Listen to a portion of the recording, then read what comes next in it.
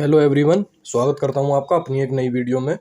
तो आज मैं आपको बताने जा रहा हूं हिंदी की पेडागोजी के कुछ इंपॉर्टेंट क्वेश्चन। ये क्वेश्चंस भी हैं इसमें और इनमें टर्म्स भी हैं। बहुत ही रेलिवेंट क्वेश्चन है एग्जाम के पॉइंट ऑफ व्यू से। आपको इन्हें देखने की ज़रूरत है और आप इनको देखेंगे। तो शुरू करते हैं आप इस वीडियो को।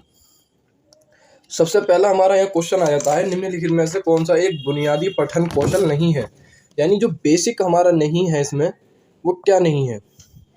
डिकोडिंग है यानी कोडिंग में बात करना, ये हमारा बेसिक हो जाता है, आपको पता है। शब्दों की पहचान करना, तो सबसे पहले हम शब्दों की पहचान ही करते हैं, ये हमारा सही हो जाता है। पठन शब्द भंडार, ये भी हमारा सही हो जाता है छोटा। आपको क्वेश्चन सोल्व करते टाइम एक चीज़ जरूर ध्यान रखनी है कि ये देख लेना है कि ये नहीं है या है। इसमें बहुत कन्फ्यूज़न हो जाता है और क्वेश्चन गलत हो जाता है। तो आपका जो गलत है वो ये वाला है, तो ऑप्शन ये वाला आपका करेक्ट है।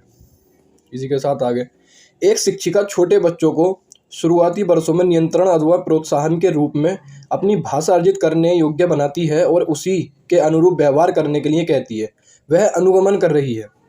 अब एक बात बताइए आप मेरे को कि एक शिक्षिका छोटे बच्चों को शुरुआती वर्षों में नियंत्रण अथवा प्रोत्साहन के रूप में अपनी भाषा अर्जित करने योग्य बना रही है और उसकी तरह ही व्यवहार करने के लिए बोल रही है। यानी फिजिकली तरीके से आपको उसकी तरह व्यवहार भी करना है, यानी हाथ पैर भी हिला के दिखाने हैं आपको, तो और भाषा भी अर्जित करनी है। तो क्या सिखाना चाह रही है वो हमें, तो वो हमें टोटल फिजिकल यानी कि टोटल जो फिजिकल रिस्पॉन्स उपागम के बारे में हमें करना सिखा रही है। ये होता क्या है, शारीरिक क्रिया यानी शरीरों के हाथ पैर के माध्यम से निर्देशों को सुनते हैं और उसके अनुरूप ही व्यवहार करते हैं। ये क्या हो जाता है हमारा टोटल फिजिकल रिस्पॉन्स। इसी के साथ आगे, भाषा का एक सामाजिक उपकरण है। निर्वचन का तो नहीं ही होगा, वचन का क्या होगा। सूचित करने का ये भी नहीं होगा, हस्तक्षेप करने का ये भी नहीं होगा। ऑप्शन हो जाएगा अंतः क्रिया, यानी अंदर से क्रिया करने का हमारा सामाजिक उपकरण है भाषा। ये इंपॉर्टेंट क्वेश्चन है, लगभग एग्जाम में पूछा जाता है इसको। इसी के साथ, पढ़ते समय विवरण, स्थान, नाम, तारीख, समय आदि को खोजना क्या कहलाता है। वैश्विक अवबोधन यानी विश्व का अवबोधन नहीं। निष्कर्ष निकालना ये भी कहीं से कहीं तक नहीं। पाठ्य वस्तु का निर्वचन करना ये भी कहीं से कहीं तक नहीं होगा। होगा क्या हमारा स्थानीय अवबोधन। स्थानीय अवबोधन यानी पढ़ते समय विवरण या स्थान या नाम, यानी जब स्थान की बात आ गई तो हमारा स्थान हो जाता है। तो ये वाला आपका करेक्ट हो जाएगा। इसी के साथ, एक शिक्षिका कक्षा 5 के विद्यार्थियों को पढ़ने का आनंद लेने और अवधारणा की बेहतर समझ प्राप्त करने के लिए एक लंबा लेख पढ़ाने के लिए कहती है। वह अभ्यास कर रही है। देखो, तो सबसे पहले साथी पठन का तो वो नहीं ही करेगी। सबसे पहले गलत ऑप्शन खत्म कर देते हैं यहाँ पर। साथी पठन तो होगा ही नहीं जब एक से कह रही है तो। और गहन पठन यानी गहन होता तो डीपली यानी डीपली पढ़ने को बोलती, तो ऑप्शन तो ये भी सही नहीं होगा। जिग्सा पठन होता है मतलब सरसरी तौर पर, यानी थोड़ा सा पढ़ के उल्टी सीधी नजरों से, मतलब हाँ एक दो लाइन पढ़ के छोड़ दिया, नहीं। ऑप्शन हमारा करेक्ट हो जाएगा विस्तृत पठन यानी लंबा पठन। इसी के साथ, वास्तविक वस्तुओं का उपयोग करते हैं, कौन करते हैं। एक शिक्षक छोटे बच्चों को नए शब्द सिखाने के लिए वास्तविक शब्दों का उपयोग करते हैं, तो क्या होगा, यह शब्दों की सही वर्तनी के शिक्षण में मदद करता है, ये तो नहीं ही होगा।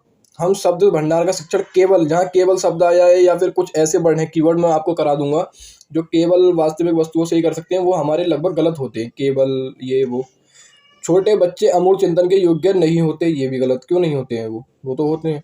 यह शिक्षार्थियों को शब्द और वस्तुओं के बीच संबंध जोड़ने में मदद करता है जो वे अपने वास्तविक जीवन में देखते हैं। ऑप्शन नंबर 4 हमारा करेक्ट हो जाता है। जो एक आप ये भी देख सकते हैं कि जो ऑप्शन थोड़ा सा लेंदी होगा ना, लेंदी होगा, वो उसके चांसेस हैं कि वो 90% करेक्ट होता है। तो आपको इसको देखने की ज़रूरत है। जब एक शिक्षार्थी को नई भाषा सिखाते हैं लेकिन वह ऐसा बोलता नहीं है, तो इस अवधि को क्या कहते हैं। प्रारंभिक उत्पादन नहीं। उदीयमान मतलब होता है कि बोलना, उदयमान मतलब होता है बोलना। बाग उदीयमान मतलब होता है जोर से बोलना। मुंह मीन्स होता है चुप। तो इस सब, जब वो बोलता नहीं है तो वो मुंह की रहेगा यानी बोलेगा नहीं, तो ये हमारा करेक्ट हो जाता है। इसी के साथ, एक प्रभावी भाषा शिक्षक कैसा होना चाहिए। बच्चों को पाठ्यपुस्तक में दिए गए सभी उत्तर कर याद करवाएगा, तो ये कैसा मतलब है, कुछ नहीं। पाठ्यपुस्तक के साथ साथ अन्य संसाधनों का प्रयोग करेगा, हाँ ये कहीं ना कहीं थोड़ा सा दम है इसमें। केवल शब्द आ गया तो हम इसको वैसे ही काट देंगे। पूरी तरह से पुस्तक पर निर्भर करेगा, नहीं करेगा। पूरी तरीके से पुस्तक पर निर्भर करेगा तो फिर खुद क्या पढ़ाएगा, तो ये भी गलत। ऑप्शन नंबर बी हमारा सही हो जाएगा। एक शिक्षक शिक्षार्थियों के भाषा कार्यों को एक फोल्डर में रखते हैं और बाद में उसे शिक्षार्थी की भाषा उपलब्धि आकलन के लिए इस्तेमाल करते हैं। आकलन की यह रणनीति क्या कहलाती है? तो ये मैं आपको यहाँ पर बता देता हूँ। इसका ऑप्शन हो जाता है हमारा डी करेक्ट। थोड़ा सा मैं और इनके बारे में बता देता हूँ। छात्रों में जो मतलब संग्रह करने की जो शक्ति होती है, पहले से ही जो सीखने की सूचना होती है, वो हमारी पोर्टफोलियो आकलन कहलाती है। जैसे कार्यों को एक फोल्डर में रखते हैं और बाद में उसी शिक्षार्थी की भाषा के उपलब्धि का आकलन के लिए इस्तेमाल कर लेते हैं, यानी फोल्डर बना लेते हैं हम कि ये बच्चा ऐसा है, ये मतलब देखने में ऐसा है, इसके नंबर इतने आते हैं और इसका नाम ये, वो रख के हमने एक संग्रह कर लिया, उसमें ये सारी उसकी डिटेल रख ली। फिर जब हम उसकी ये कॉपी आकलन करेंगे तो फिर हम इस कॉपी को उठाएंगे और इसमें देख लेंगे। तो ये हमारा इस तरीके से हो जाता है। उपचारात्मक उपाख्यानात्मक जो अभिलेख होता है, इसके बारे में मैं एक सेपरेट वीडियो बना दूंगा इन अभिलक्षणों के बारे में, क्योंकि ये इम्पोर्टेंट टर्म्स हो जाती हैं। इन पर आपको एक वीडियो बना दूंगा मैं सेपरेट, उसमें आपको बता दूंगा कि कैसे क्या है। इसी के साथ अगला क्वेश्चन, लक्ष्य भाषा सीखने में विद्यार्थियों की मातृभाषा के हस्तक्षेप की अनुमति न होने वाली शिक्षण पद्धति को क्या कहते हैं? व्याकरण अनुवाद नहीं, द्विभाषक नहीं, स्थितिपरक नहीं, डायरेक्ट पद्धति यानी कि डायरेक्ट मेथड जो होता है वो हमारा उपयोग किया जाता है किसमें? मातृभाषा के हस्तक्षेप की अनुमति न होने वाले में। तो ये आपको याद रखना है, इंपॉर्टेंट क्वेश्चन है ये वाला भी। इसी के साथ, निम्नलिखित में से कौन सा अधोगामी यानी नीचे की ओर उपागम पर आधारित नहीं है? तो शिक्षार्थी भाषा के अर्थ को जानने के लिए अपने पूर्व ज्ञान का उपयोग करते हैं, और शिक्षार्थी जब पढ़ता है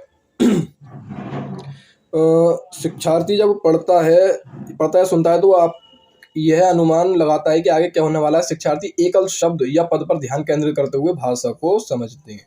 जो भी आपको पॉजिटिव वर्ड मिलेगा ना, हमेशा करेक्ट है कि 90 to 95% वो आपका आंसर करेक्ट होगा। तो आप पॉजिटिव वर्ड पर ज़्यादा ध्यान देंगे। जैसे यहाँ लिख रहा है, शिक्षार्थी एकल शब्द या पद पर ध्यान केंद्रित करते हुए भाषा को समझते हैं।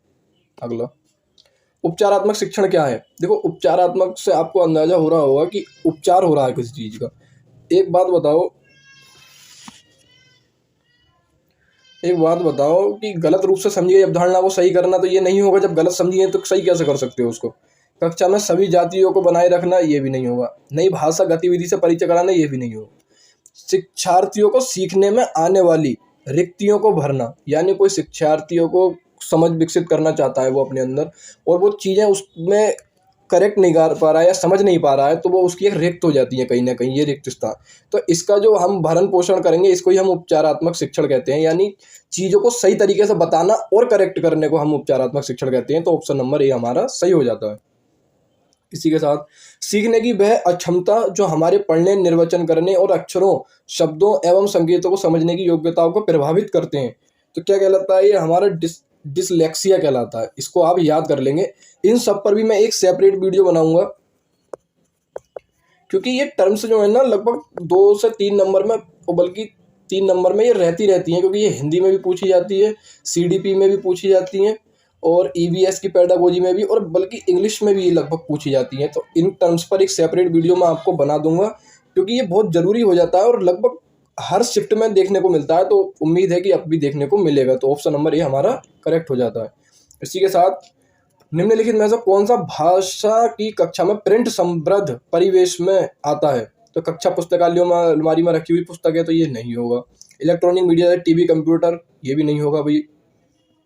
परिवेश में sign board, placards, labelled, ये भी नहीं होगा। क्या होगा? कक्षा में एक तो चार्ट होंगे, पोस्टर्स होंगे और दिया हुआ प्रदत्त कार्य होगा। तो ये हमारा ऑप्शन पहला करेक्ट हो जाता है। ये भी इंपॉर्टेंट क्वेश्चन है, इंग्लिश की पेडागोजी में भी ये आ चुका है। प्रथम पीढ़ी के शिक्षार्थी कौन है? वे हैं जो विद्यालय, अपने परिवार में सबसे पहले विद्यालय गए। ये आपको याद कर लेंगे, इसमें कोई लॉजिकल बात नहीं है।